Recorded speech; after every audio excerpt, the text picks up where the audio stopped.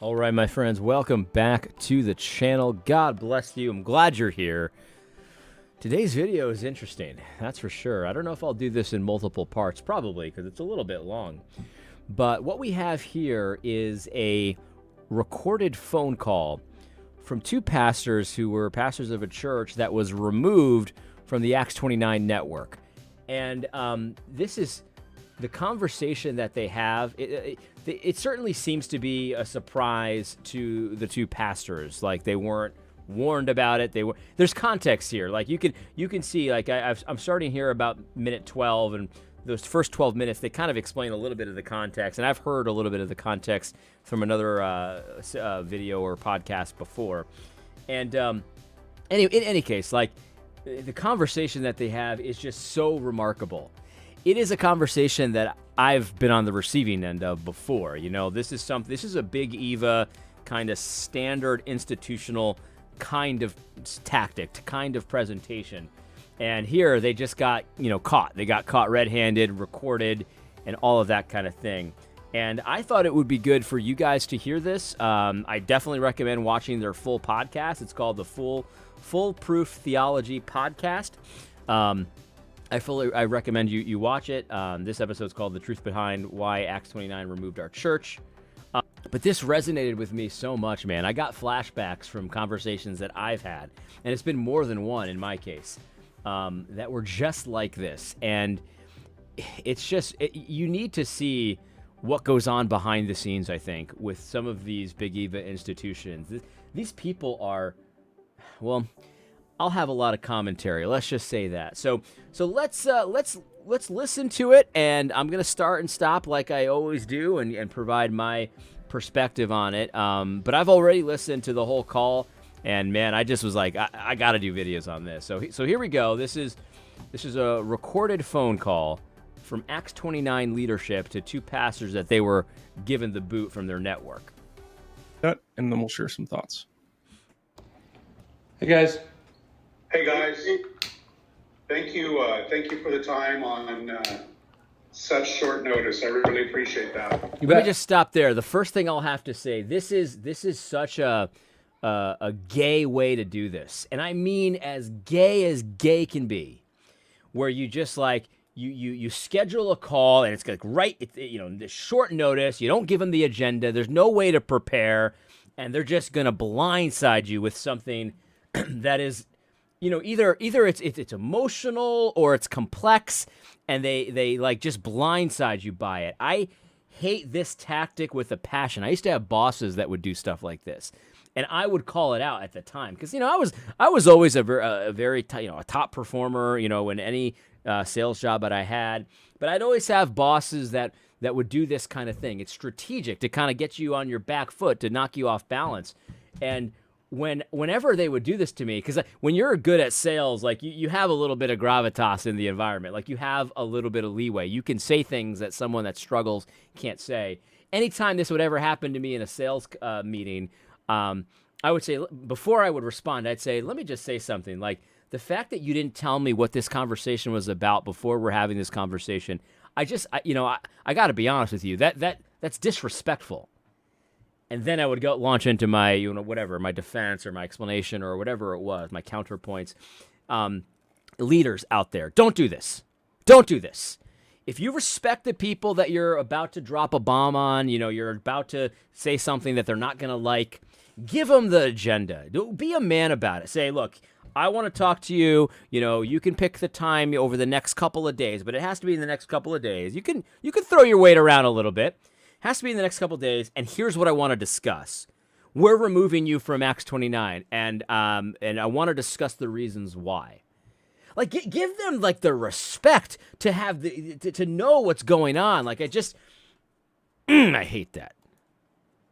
Matt and Chase, good to see you. Hey, listen, guys, this is going to be a hard conversation, and so I'd rather, if it's okay with you, just jump to what I'm going to tell you, and then give you guys a chance to process and respond and ask any questions you want. If you don't respect the people that you're talking to and they're like your enemies, okay, I can understand. You don't want to give them the agenda. You don't want to tell them what's going on. But if you respect them, you love them, which they claim to do in this phone call a couple of times, do them the courtesy just to give them even the topic. Maybe you don't give them every point.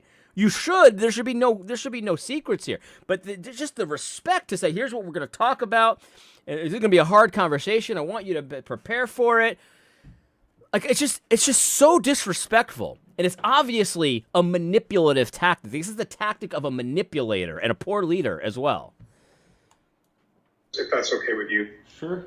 So, you guys have demonstrated a pattern of behavior that's been combative and critical in nature, and we are not going forward with churches that can't wholeheartedly cooperate with our leadership and our work to plant churches worldwide. So the entire senior leadership of the network is in agreement to remove you from the network as of today. Guys, that's a lot. That's heavy. I'm guessing you're blindsided by that, and I want to give you a second just to take a breath and ask questions and push back, anything you want to do. So he has a prepared statement. I mean, you can't tell me that wasn't a prepared statement. There's the verbiage of it, everything. You guys have demonstrated a pattern to be like he has this prepared statement. Like, he didn't even have the courage to put this in his own words. Like, he blindsides them with a meeting, and he has a prepared statement, and he's ready to go. These guys, and it's like, and then take a minute, take as much time as you need, and stuff like that. It's a power move, obviously. I mean, we can understand that, and I understand the value of power moves. But if you're going to be playing power tactics and power politics with people that you claim to love, let's not make any bones about it. You consider me an enemy. I'm not a brother. I'm an enemy. If I want to talk to my brother about something, I do this all the time. I want to talk to you about this. Here's what I want to talk to you about. Like, I don't blindside. I'm like, it's just unbelievable. Anyway, let's continue.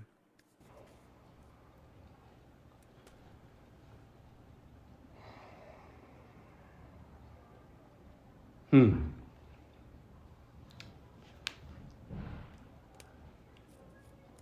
you say the whole leadership, what does that mean? Good question. Yeah, we have senior leadership teams, so vice presidents, our board, executive team, those that would be considered senior leaders, not necessarily our lower support staff or anyone like that. And is there evidence of our combative behavior? All right, so he just asked, is there evidence of our combative behavior? And he also asked, when you say the leadership team, who do you mean? Right now, these two men over here, these are the guys that are getting booted from 829. They are taken aback by this. Just like he said, you guys are probably surprised. And the reason why they're surprised is because there's been no previous conversation about this, but there's been no warnings, there's been no anything, and look, it's a church network. I mean, I guess they don't technically have to give you any warning, but if you respect someone, you do. You here, we're considering this, we're worried about this, and so they're blindsided, and what they're trying to do. There was a long pause there, and the first question that one of these brothers asks is, "Who are you talking about?" Because what they're trying to figure out is, okay, so has someone betrayed me, or is someone lying? Like what is actually going on here? They're trying to figure it out. And then the other brother says, is there any evidence of this pattern of, misdeeds and stuff like that? Which is a very reasonable question. I remember there's been a specific example in my life where I was blindsided like this as well. Like, I had a conversation. I'll just be as transparent as I feel like I can be without, talking out of school kind of thing. But I was blindsided by my co-elder about something similar, a pattern of misdeeds, allegedly. And I asked the same question. I remember asking, what do you mean? Like, what are you talking about? Like, can you be more specific? Because that's not really that helpful. And I kid you not. I mean, I didn't record the conversation. It was an in-person conversation at the time. I was very taken aback. But I got an answer that was nearly identical to the answer they're about to give these guys. He's asked for evidence of the pattern of misbehavior, whatever it was he said. He had that prepared statement, right? A lawyer probably prepared that statement. What it sounded like, anyway. Is there any evidence of this? Here's the response that I got when it was me, and that they're about to get right now. It'd be good to know what that is. the whole thing, guys, is you know what we're talking about. Like, you guys don't, you guys have, you know what we're talking about. No. You don't. The whole thing, guys, is, and he starts to stumble and stutter because obviously he has no evidence. He has nothing. He has nothing he can point to that would make sense of this. Nothing. So what he has to say is, you know what we're talking about. And it's like every manipulative conversation that I've ever been in where someone's attempting to manipulate me and I ask for an example of what they're talking about and they can't give me one and they say, you know what I mean. You know. And you're just supposed to, like, as if you're supposed to say, oh yeah, totally. I totally understand about my pattern of misbehavior. And it's like, you know, if I did understand that it was misbehavior, I wouldn't have done it. I remember talking to my co-elder, and he said almost this exact thing. And I said, I got to be honest with you. I don't know what you're talking about. I don't, because we've never talked about this before. Guys, this is what lying looks like. If you can't point to an example, because they're going to talk about this for a bit. And the two guys that are being kicked out of the network are going to repeatedly ask for examples because they don't know what these two mean. And they're going to be repeatedly rebuffed, and they're not going to be provided anything. And it's like, look, I don't even need you to provide evidence of the behavior. How about just one example? Just one example of something that's inappropriate and the reason we're being kicked out. You don't even have to give me evidence that it's a pattern. You don't even have to give me statistics or how many times I've done it. Just one example. And they've got none. They've got zero examples. And it's just so manipulative. You know what we're talking about. They want you to incriminate yourself. Look, if I thought something that I was doing was sinful, I wouldn't have done it. And I remember there. I mean, I've talked about Jared C. Wilson before, and this is something that he had something against me, and it's funny. It's really funny because what these guys eventually end up talking about in like a really roundabout kind of way is something that was so similar to what Jared C. Wilson was scandalized about as well. In fact, it's the very same person that's involved. And it's like, I asked Jared, I said, Jared, I don't know why you're saying what I've said here is sinful, but I'd like to talk to you about it. I'd like to know why you're saying that. And it was the same kind of thing. It's like, no, you know what you've done. And the fact that you're claiming not, this is what Jared has told me. He's told me the fact that I was claiming not to know is evidence that I'm not ready to repent. Therefore, he will not talk to me, because he can only talk to me, according to the scripture, I guess, if I'm ready to repent. That's not in the Bible, by the way. That's not in the Bible. But when I heard them say, you know what this is about, in response to the question of, hey, do you have any evidence of this? Like, that'd be helpful to me. Again, you claim to love me. Why don't you show me what I've done wrong? If you claim to love me, what have I done that has led to this? Because I don't want to do that anymore. I believe these two brothers, that they don't want to do the wrong thing. They don't want to do anything hurtful. So they're asking, it would really help if you knew. And that's the response they got. You know what you did. What we're talking about. No, we understand that we've asked questions. We've been on phone calls. I just talked to Tyler Jones 3 weeks ago. So unless there's hard evidence, I don't know what I'm talking about, because I don't know how we're defining terms as far as what is combative, what's, so if you're asking for us to provide either pushback or clarifications, that's going to be a huge point of clarification. Understand, as we report to our church and our elder team, what have we been accused of?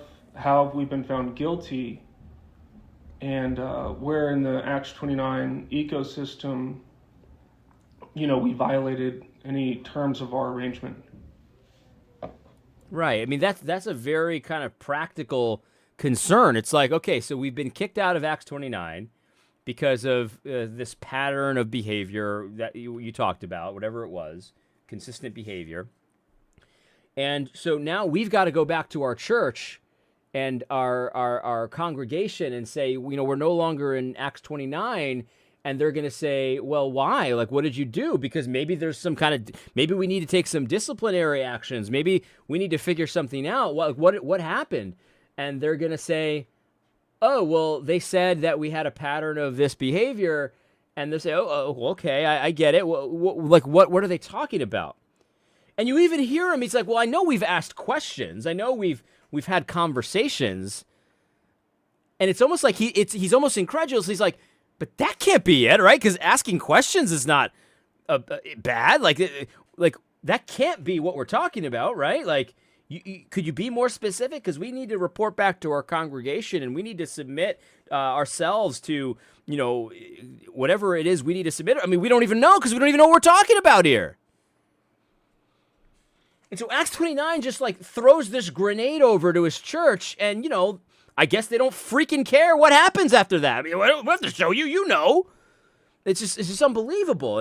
And my elder, the one who basically had this exact conversation with me at one point in time, I think he was in a situation where, Jared C. Wilson had influenced him to do this kind of stuff. And so Jared just kind of throws his, grenade over there. It doesn't freaking care what happens to the church. Anyway, let's continue. Well, as it pertains to removing from the network, Dave has said already, senior leadership, and that includes all of us, me and Dave included on this call. But we also talk about the regular public critique, the regular just. So this guy is not the sharpest tool in the shed. It's just that simple. This guy's speaking out of turn. This guy does not prepare like this guy did. And so he's just kind of shooting from the hip a little bit, which I think is so important, because it gives you a window into what the actual problem is, what the actual conversations were about, because he's a little bit more honest, in my opinion, than this one, because this guy doesn't have prepared remarks. This guy does. And so he, like a freaky little slimy weasel, my opinion, not the opinion of these pastors, my opinion, has carefully crafted a statement that, gives him a certain amount of cleanness from this. This guy hasn't really done that. So he's going to be more honest in that way. And so he said it's a pattern of regular public criticism, is what he said. Let's go back and quote him correctly. Said already, senior leadership, and that includes all of us, me and Dave included on this call. But we also talk about the regular public critique, the regular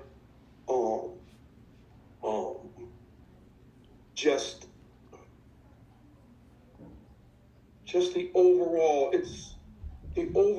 posture and the overall regular public critique of Acts 29. That's what I'll say. The overall Acts 29 public critique of it's the whole gambit of things that. It's the whole gambit of things. You heard him. You heard it here first. This guy said it's the whole gambit of things. Can't really make fun of him too much because I said kerfluffle. So there you go. But here he's now changed it and added. Well, maybe not changed it, but he's at least added a little color.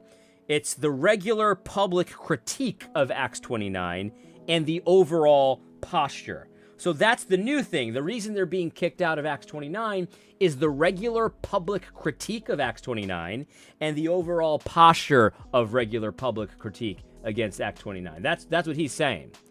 And so I can certainly understand from Acts 29's perspective, just to get their back a little bit, if somebody's, in a position where they're regularly criticizing, your organization publicly, and they regularly have a posture of criticizing your organization publicly, I can understand you not wanting to be on their team anymore, right? You want to kick them out of the organization. I can understand that desire.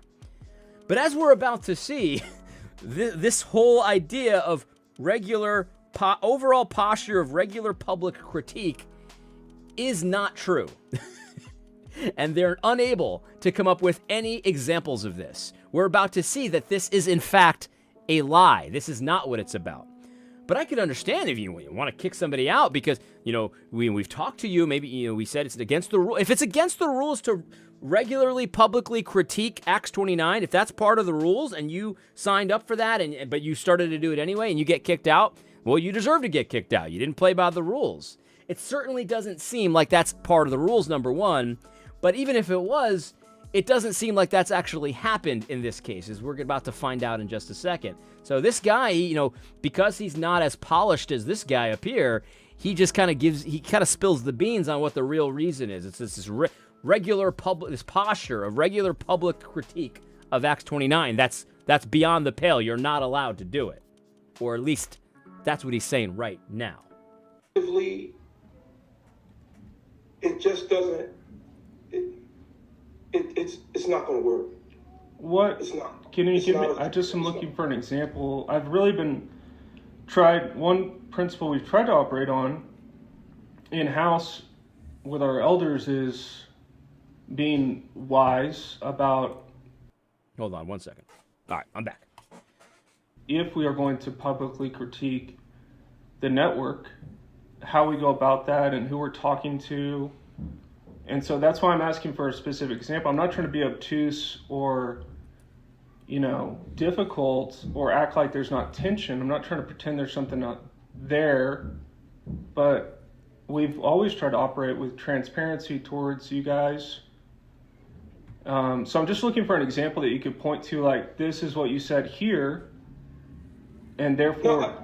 Okay, so reasonably, he asks for an example again. He says, look, we always try to be careful about what we say and what we say publicly versus what we don't, and we're always trying to talk about how to wisely do this or to, we try to be transparent, So if you could give us an example of what's out of bounds, like what goes beyond the pale, like that would be helpful if you could just give us one example, so that way I know, and I can understand he's probably saying, look, like I want to know so that way I can tell my congregation and be accountable to my congregation about why we were kicked out, and they could look at this and say, is that unbecoming of a pastor? Like what's actually going on here? What's actually going on there?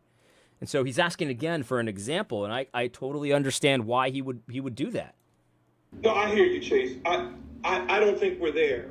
I think the collective overall landscape of conversations and public critiques and that tension that you speak of all collectively add up to an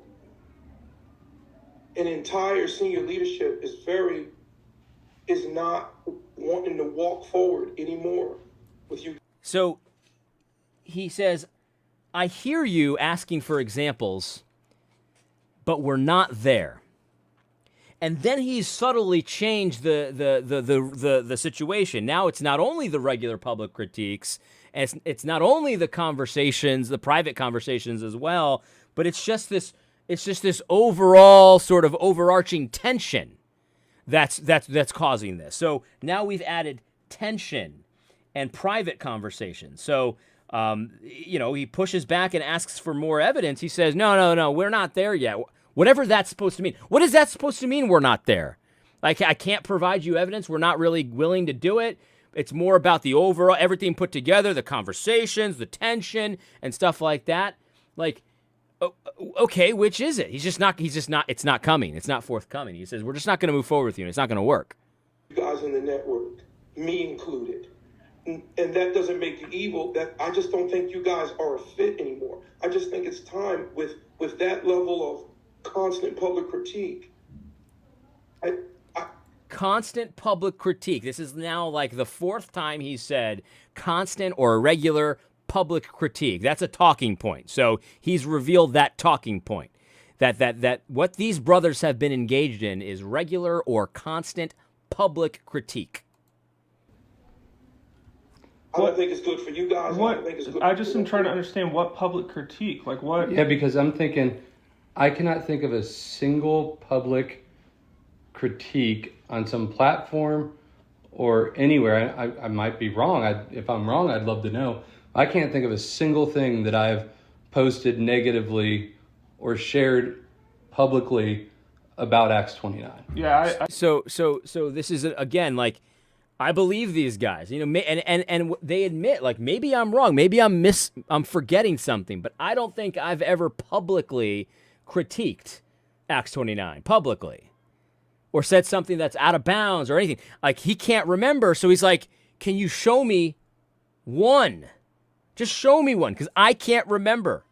I remember saying something just like this. I said something just like this to my co-elder, like, can you give me one example? Because that would help. I honestly don't know. I commented on one thing by some guy that used to be in the network a couple weeks ago. I'm trying to think if that's an example of what we're talking about here. I understand that it's not that I'm... When you say detention, what do you mean by that? Maybe that'll help. So this guy, the black guy, jumped all over something he said earlier. He said, I admit there's tension. And now he's trying to get these guys to give him the evidence that he cannot provide. He has no evidence. He's got nothing prepared. He's sick of these guys. It's basically what it boils down to. He's sick of these guys. And look, if you're in an organization and you're just sick of someone, you can kick him out. I mean, it's not a church. You kick him out. It's just a network. But he's sick of these guys, and now what he's trying to do is he's keying in. Yeah, he admits there's tension. What do you mean by tension? Maybe that'll help, because I don't have any evidence. Can you give me some of your evidence? It could, but it's still... No, I'm saying when you mention the tension. Yeah. You say, there's tension. So when we've brought our concerns regarding various issues regarding financial transparency, direction of the network. So we're now 6 minutes in. They've been told that they're naughty boys, and they have, to this point, these two have given them no evidence at all, no reason, no nothing. But now he's saying, maybe it's this. Like, he's like trying to help them out. It's like, is it this that you're talking about? I remember I commented on something. Is that an example of what you mean? Because he doesn't think that that's criticism, but maybe that's what you're thinking. And now he's providing them. This guy's providing them options. Is it because I've criticized, money transparency? But let's just listen. Who's in leadership? Like, when I asked Tyler Jones, when I talked to him on the phone, and I said, "Hey, like, it's a little odd." When I was asking if Brian Howard was at an Acts 29 church. And then, I know Notice, he's talking about private conversations. Like, he's not talking about public critiques here. He's thinking about it, and he's like, maybe they're talking about, when I was talking about tension, I was talking about these private conversations with this guy about this, and is that what you mean? Like, Harvey's church recently left the network. And so Justin is our director of training, and he's not an Acts 29 church. Now, that's an influx... what do they call it? A situation that's like liquid or, in process. So maybe he's trying to get to an action. I don't know. Totally get that, because that just happened. Sorry, he just got a text from his wife that said the police are about to call Matt. Just dealing with a meth head neighbor right now. No big deal. Do you need to take that, Matt? We can it's okay. I don't want to keep you from... It's fine. Every question asked, Chase and Matt, nobody's saying when you ask questions, all of a sudden that's automatically translates into public critique. There is Okay, sorry about that. So this dude has said, look, when you're asking questions, I'm not saying that that's public critique. So questions don't count. So asking questions are not the same as public critique. So, again, he's sloppier than this guy because he doesn't have the prepared statement. But he's ruled out. It's not about questions. You can question Acts 29. That's not a problem. That's not what I mean by public critique. Okay, well, now we're getting somewhere. What do you mean by public critique? A lot of public critique of Acts 29 from you guys. But you're saying public, but I'm talking about private conversations I'm having with leaders. You know what I mean? That's where I'm getting confused. Is like, these aren't public things. These are just brothers chopping it up, trying to seek understanding. Just like I would want anyone in my church to do. If they had a question about the elder team, give me a call. And so that's what we've done. You know what I mean? Yeah, I don't feel it's like that. And as we pray and try even come to this conclusion, Nobody does. So when you say that, I hear you, but nobody feels that. We do feel the tension and somewhat of the critique being constant. And this guy is a complete blubbering mess. This guy is a mess. He can't answer anything. He can't respond to anything. All he can do is revert back to his talking points. He's like, I just believe that it's constant. Okay, if it's constant, then it should be quite easy to give me one example. Just one. Just one. I'm not even telling you to show me that it's constant. Right now, I'm just looking for one, because if it's constant, you should be able to just go, even if you're not ready to prepare, you could just go to my Twitter feed right now or my Facebook or whatever platforms they're talking about here and find it, because it's constant, right? So find one. Find one example. I just know it's constant, yo. It's constant. What's he talking about? As of right now, we're 8 minutes into this thing. We have no clue what he's talking about. None. All we know is that it's constant, and it's public, and it's critical. It's critical. And we also know that asking questions is not what he's talking about. It's not about asking questions. It's critical. It's not asking questions, though. It's constant, and it's public, which we know from this guy. the complaint about things in some regard, but primarily it's just continually ongoing. So there's not like some head of some exact thing, but it's a collective overall. So just to be clear, there is no, just go back to the original reason. I mean, like, it's y'all's prerogative. Act 29 is governed in such a way that this is entirely permissible. So my concern isn't with the permissibility of this decision to be made unilaterally against us, I don't know, not being part of the network anymore. I guess, I just want to understand the specifics, just so I understand. So you're not talking about public critique, you're just talking about the questions and the concerns and the perhaps criticisms in your mind tend to be constant, unrelenting, and uncharitable. So these guys are, honestly, God bless these two pastors, man. These guys have so far displayed such restraint, such patience, such reasonableness. Like when the Bible talks about let your reasonableness be known to all, like this is so reasonable. And he's trying to understand something that is ununderstandable. This guy has made zero sense. He's brain dead on this call. Maybe he's a smart guy in general. On this call, he's essentially brain dead. And he said, okay, I hear what you're saying, kind of. So let me just make sure I understand. You're actually not talking about public things. You're talking about this tension and these private conversations and things like that. Because everything you've just said, I can kind of see where you're coming from private conversations that have been had and some tension about certain things that we've kind of talked about, offline kind of thing. So you're not talking about public critiques. You can make whatever decision you want, but you're talking about this stuff, right?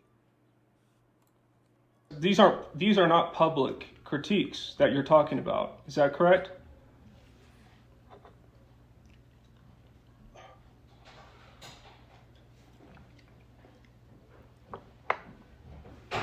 He doesn't know what to freaking say. He doesn't know what to say because his talking point is that it's continuous and it's public. And he just said, well, everything you've just said isn't public. So is it right it's right that I'm noticing that, right? Like you haven't said anything public yet, right? And there's a long pause and he's trying to figure out what to freaking say. He doesn't know because he's lying. He's trying to think of a new lie. That's the thing about lying. Lying is hard. Lying takes a lot of energy and a lot of emotional toll on somebody. And so when somebody's lying, like, it's very hard to kind of think quick on your feet, a lie that's plausible. He's trying to come up with a lie. Dollars to donuts, he falls back on the talking point because he's not too bright. The collective overall reality, public critique, or even some private conversations, I guess we could add. That's not where I'm going. I'm staying right into the public critique. Right, but I'm saying that's wrong. Right. So he again, you could kind of hear the wheels turning in this man's brain. He doesn't have too many wheels, but he's got some wheels, and he's saying the collective totality of the, we can even add some private, but and so like he almost did a good job there. Okay, I'll give you that. There's some private stuff too. But then he said, but that's not where I'm going. I'm going with the public critique, because that's his talking point. He's right on message. He's on that talking point. And he gets interrupted because, whoa. What public critique? Like, that's not right. Right? I mean, like, you see that, right? I don't. How is I it? wouldn't. How I is wouldn't it be saying public? if I thought it was wrong. I know. I wouldn't have called you if I thought it was wrong. Now, listen, I could be wrong, and you seem to feel that, but I wouldn't have called you heavy-hearted. I love you, bros. Yeah. I wouldn't be calling you all heavy-hearted. Cry me a river with those crocodile tears. I don't care about that. People are doing this to me, too, where they try to manipulate me by trying to pretend like they sound like they're crying. I love you, bros, man. I wouldn't have done it if I didn't believe it. I could be wrong, though. I ain't had any evidence, though. But I love you, bros. No, you don't. Because if you did, you wouldn't have made this up. You wouldn't have made this up. Or you could say something like this. This would have been easy. This would have been real easy to do. Brothers, my bad. I should have been ready with examples. And you're right, man. That was not fair of me to come at you like this, kick you out of the thing, and not have concrete examples. You are 100% right. Let me do you a solid here. Let me tell you what I'm going to do. It's not going to change what's happening here, right? You're still kicked out of Acts 29. But I'm going to go and I'm going to find the kinds of things that I'm talking about for your edification. Because you know what, bros? I love you. You can even cry if you want. I love you, bros. I love you guys. And so I want to help you out. This is the kind of thing we're talking about. Give me a couple days. I'm busy. I'm a busy guy. Give me a couple of days and I'll get back to you about the kind of thing I'm talking about. No, he doesn't say that. He says it's apparent. I wouldn't be lying to you. I wouldn't have called you, bro, if I didn't believe it. Like, I'm sure you do believe it, but where's the evidence? It's just so infuriating, man. It's infuriating. Because that's the thing, too. It's like Jared has a number of times said, well, I forgive you even though you don't admit what you've done wrong. And I'm like, you haven't even told me what I've done wrong. I don't need your forgiveness. I don't even know what you're talking about. If you loved me, if you actually had forgiven me, you would at least do me the courtesy of talking to me about my alleged sin. So I can at least understand. And even if I don't agree with you, at least you've told me. At least I can understand where you're coming from. If you don't tell me what I've done wrong, I don't believe you that you love me. If you're not willing to do me the basic courtesy of giving me evidence for my wrongdoings, I don't believe you that you love me. It's easy to say you love someone. It's hard to act like it. And definitively, this guy over here, Doug or whatever his name is, he is not acting like he loves these guys. He's acting like he loves himself. That's what he's acting like. Cry right now listening to this, having to have this conversation. If I think it's wrong, I don't think it's wrong. I think it's... I just love it. I love, like, this is like going to court and, like, present the evidence. Well, I don't need to. I feel this way. Well, what is it? What did they do? Well, we don't need to tell you that. We can just tell you they're guilty. That's what I'm hearing and as I'm interpreting it. And so that's These are supposed to be people that are friends of yours. They're brothers of yours. Like something. No, that's not how this works, man. You're saying that I've done something that's so bad that I can't even be in your club anymore. Can you at least, you love me. You said so. Can you at least tell me what that is? Instead of giving me this BS talking point, this prepared statement verbiage of nonsense that doesn't make any sense. I'm telling you, I don't understand it. I'm telling you, I don't get what you're saying. I'm telling you, I'm racking my brains trying to figure out what you're talking about here. Could it have been this? Could it have been that? I can't think of anything. Can you show me? And it would have been so easy to say, you know what, you're right. I should have been able to show you. I can't right now. Let me get back to you next week. I'll show you what I'm talking about. He doesn't even offer. He doesn't even care. I love you, though. Because I didn't do a damn thing other than try to help this network as much as I can. When I talked to Dave at the conference, I expressed how much I love the network. I've been talking to guys going, man, I'm here. I'm not leaving. I do not quit on this thing. I want to be here. We've given this network hundreds of thousands of dollars, and this is it. And so it's kind of like, okay, cool. Like, I mean, if there's nothing to be said, then there's nothing to be said. But These it's guys, just, again, they have level heads about this. It's like they're not flying off the handle. I mean, they're upset. They're mad. I get it. I would be too. But they're like, if this is it, that's it. I mean, what can I do about it? There's nothing I can do. There's no recourse here for me. But I mean, at the very least, could you just give me a real explanation besides the talking points? Could you just do me a solid? going to be one of those things where I'm just like, somebody's going to ask me why, and I'm going to say, I really don't know. I can't give them anything. You know what I mean? And I'm just like, if somebody were to ask me, like it's so funny to me, Doug, because like our network is about church planting. We're getting ready to launch out our next church planter. It's going to be real hard to be like, hey, buddy, you should join Acts 29, and all these things where it's like, we feel like if there's any church that's tried to be what Acts 29 is, it's been our church. And so that's why we're so confused. And yeah, we've had disagreements with leadership and decisions that were made, and we've always asked you guys. There is not a thing I can think of that I've said to somebody else that I haven't said to somebody in leadership or haven't processed through with somebody else. And so it seems kind of silly to me. It seems like we hurt somebody's feelings somehow, and it'd probably just be easier to get rid of us than to deal with us. Yeah, that's what it sounds like to me. I didn't say I like he might know of something like personal where he hurt somebody's feelings. Since I'm an outsider, I don't know what's going on here. What it sounded like to me was that they're just sick of you. They're just sick of you. They're sick of you asking questions. They're sick of you sniffing around like their bylaws and stuff. They're sick of you wondering where their money's going. They're sick of you talking to them about every little thing you disagree with. They're sick of you. And so they kicked you out. They've had it up to here. So they're like, get out of here. They launched you into outer space because they didn't want to be questioned anymore. That's what it sounded like to me. But instead of saying that and being honest, like, yeah, we're just not too fond of you anymore. That would have been honest. Like, at least it would have still been infuriating, but at least it would have been honest. Instead, they said, well, there's a regular public posture of critique and the tension and the private conversations and, the pattern of disrespectful behavior and whatever it is they said. I don't remember the exact full things of what they said. Instead, they came up with all this stuff, these lies that they can't defend. That's what I sense. Well, one of the things I make clear for both you and Chase is, as far as I'm aware, is because I don't think anybody is saying you sin against people. There's sin that's been, committed individually, person to person. I don't think anybody, as far as the conversations I have, has any problem with you guys asking questions that would be questions of organizational integrity, like, hey, where does Brian go to church? Well, I don't think that's the issue. I think the perception is based on just people looking at social media, looking at other forums that you guys participate in.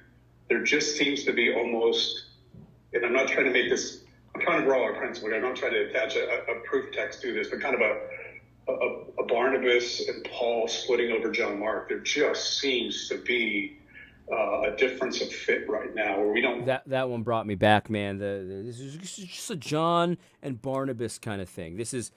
Man, that took me back. Like I remember when I listened to this the first time, I had a flashback of the conversation I had with this co-elder, man, and it was an emotional conversation, and he had just got done telling me that essentially that I was sinning and stuff like that, and then like we got to the point where, and I caught him in multiple lies. Like, I mean, I've got all the receipts on it. I'm never gonna show those to people, but I have them for when I talk to him again, and because I told him, I said, look, I've got you in like multiple lies here in black and white. Like, it's not disputable. You won't talk to me. The ball's in your court, man. I want to be reconciled to you. I want to address these things. And I have them ready to talk about. That's what I told him. And like what he had told me was the same thing. After, he decided, he had told me at one point that everyone in the church was against me. Like, people had come to him privately. They were not comfortable with what I was doing online and stuff like that with the critical race theory stuff. And so then I said, okay, I call this bluff instantly, because honestly, I was at a place where I was ready to be corrected. I was ready to be rebuked. I was ready to submit to authority, right? So I said, you know what? Here's what we'll do. We'll get the three prominent families, the men of the families, will all meet up, and we'll also get an outside pastor to come and mediate, someone we both trust, and we'll talk about this, and let's just get out on the table. I was like ready to go, right? And he agreed. He said that was a good idea. And after that conversation, he said, the families all said, you know, AD, like, I might not have said some of the things that you said, but it's not sin. I mean, it's definitely not sin.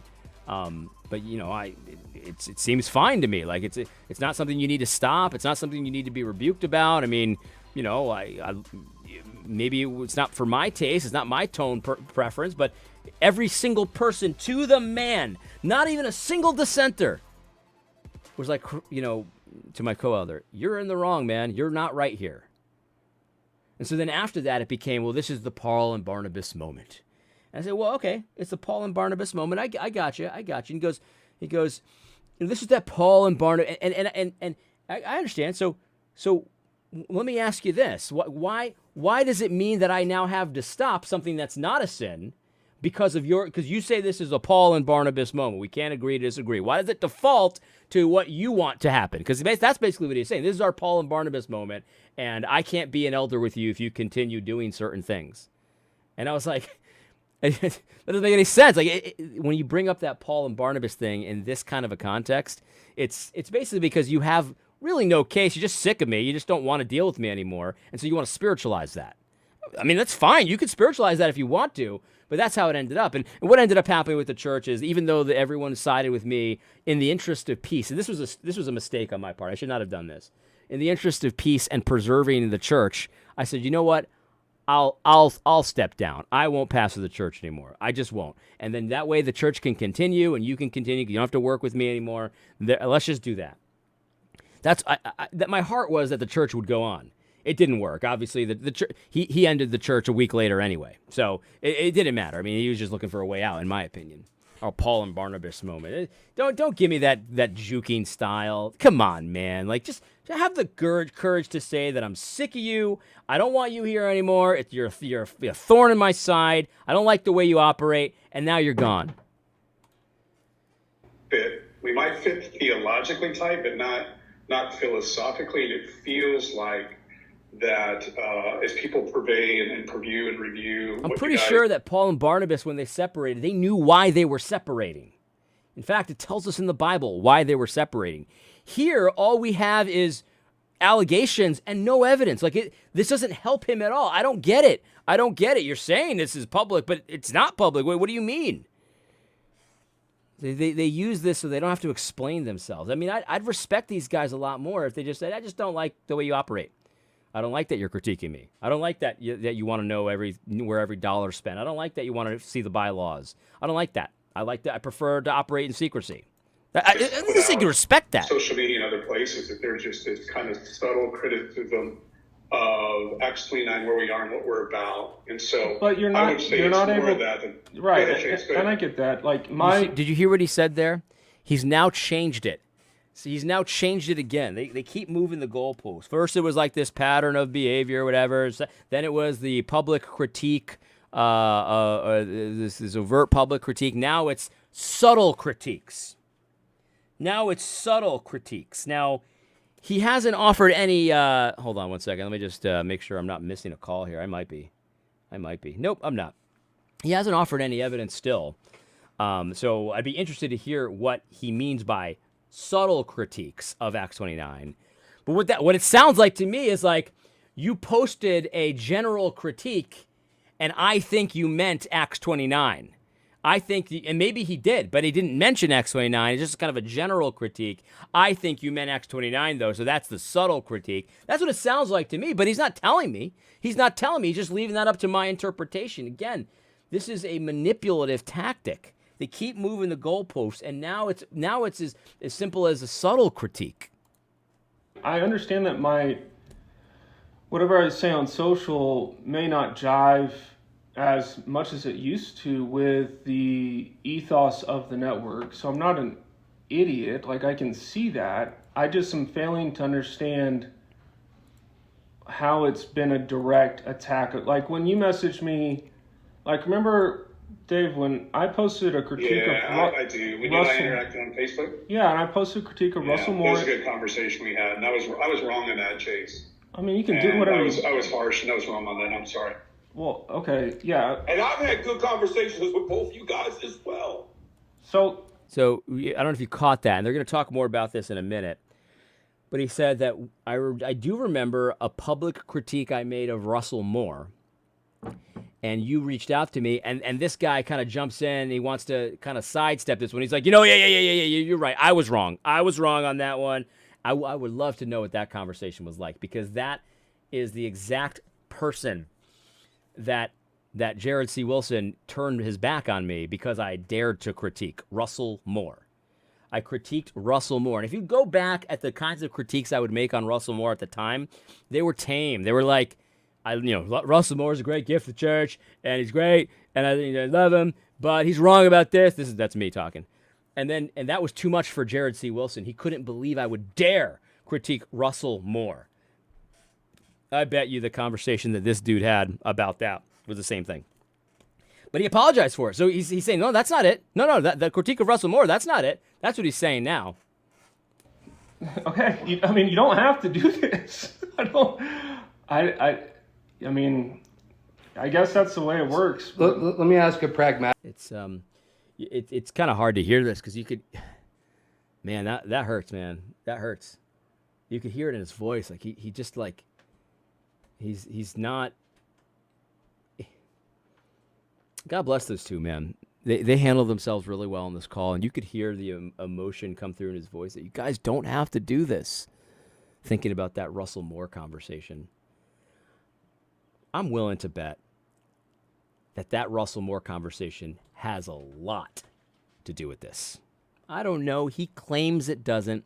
But just the way he jumped on that. No, I was wrong. No, I was wrong on that one. Nope. And the emotion in this guy's voice, I don't know which of these two brothers it is, but the emotion in their voice about that conversation, you don't have to do this. That leads me to believe that there's probably a lot to do. It has a lot to do with that Russell Moore conversation. All right, guys, we've been at this for 50 minutes. I had not intended to do this for 50 minutes, but we're going to go through this whole thing. We just have to. This is how Big Eva operates. This is these manipulations. Look, we're over.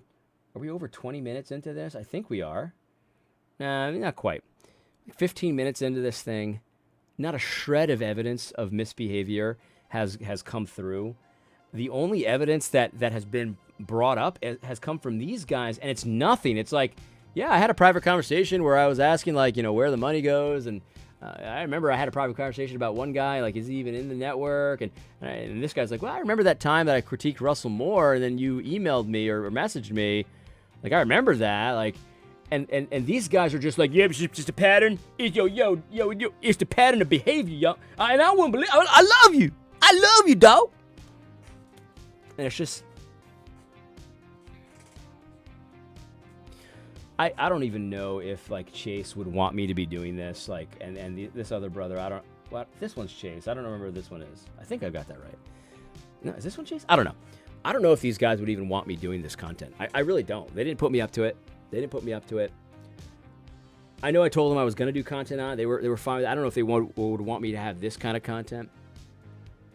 But, I mean, it is what it is. I mean, I am myself. This is how it works behind the scenes, guys. This is what it's like. I've had an Acts 29 person dispatched to me, a low-level Acts 29 guy, because I was never involved in Acts 29. I had a guy dispatched to me. This is how our conversation went. This is how my interactions with Jared C. Wilson have gone since he turned his back on me. This is how a conversation with my co-elder went.